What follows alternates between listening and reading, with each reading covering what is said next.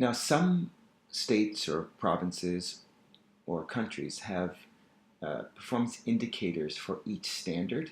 I know in Nova Scotia we have um, a standard or an outcome, and then we have performance indicators under that.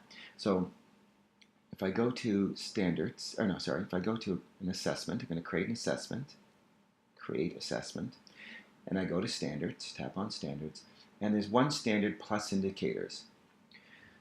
So if I tap that, I'm going to type in a title. So I'm just going to call it Math Quiz 3 or something like that, just to have a title. Subject, mathematics. I'm going to leave the value. It's optional. I'm going to leave it blank. Now I teach in this case, I have grade 4s and 5s in this class. It's like a combined class. So I could select, if this was for the grade 5s, I just tap grade 5 for grade, and it would select my grade 5s. And if it's grade 4, I just keep it on grade 4, and it selects my grade 4s.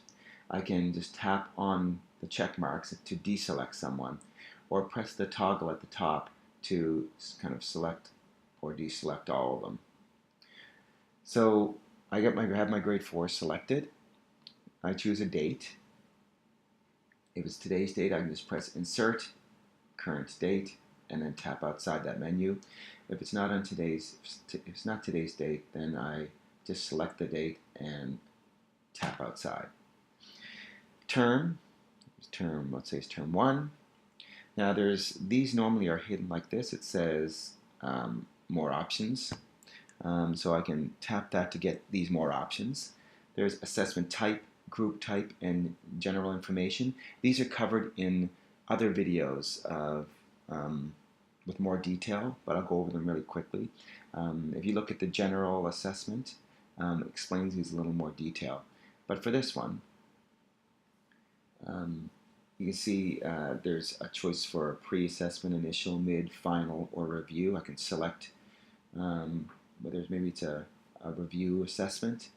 The group type, is it a whole class, small group, peer mentoring, or individual? And again, edit values means I can change those values to whatever I want. I'll say this is a small group. Well, it's a whole class, so I'm going to say whole class. And then general information, that's where I place details about this assessment.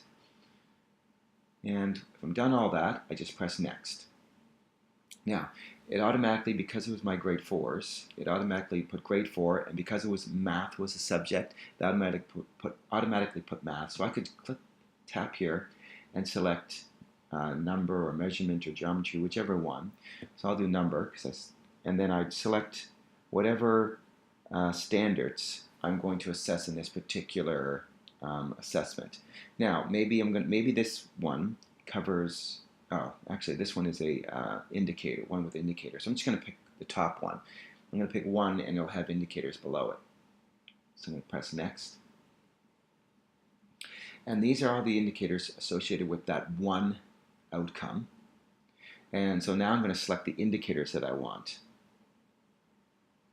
Maybe I'm going to do those 3 indicators. And I'm going to press next. And then I'm going to choose a rating scale. So I'll say a 3-point rating scale. You can create your own rating scale, change the colors, and do all that. That's in another video called Rating Scales. And now I'm going to press Submit. This will generate an assessment. So it has all my students, and it has at the top here Assessment Math Quiz 3, and below that it has the standard that I'm assessing here, and if I tap the magnifying glass, it'll show the complete standard. I'm going to press X to get out of that. Now, I still don't see those indicators, and that's because you have to expand this. So I have to press expand for Anita Bath. You see the little expand arrow beside her. If I press that, it'll expand it down to show kind of a full view for her. You'll see Anita Bath, and then you'll see the 3 performance indicators that I selected earlier, and I would just tap on those and choose which, how she did on them. I'll rate her on those. Perfect, done. And then I can just scroll down to the next person and do the same as Eager Beaver, anybody home, that sort of thing. Or I can press in the top here and choose someone, go to codependent, and it'll go right to that person's, and then I can do the rating for them. I also have a spot at the top here for a rating, an overall rating.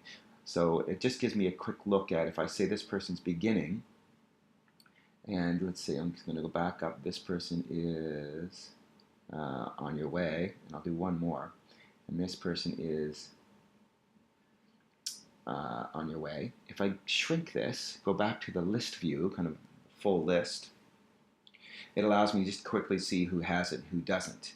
And then I can go in and see particulars about how they did on each indicator. This is there's a quick view, and I can remember, like, I can sort those by rating and quickly see who hasn't got the concept and who has.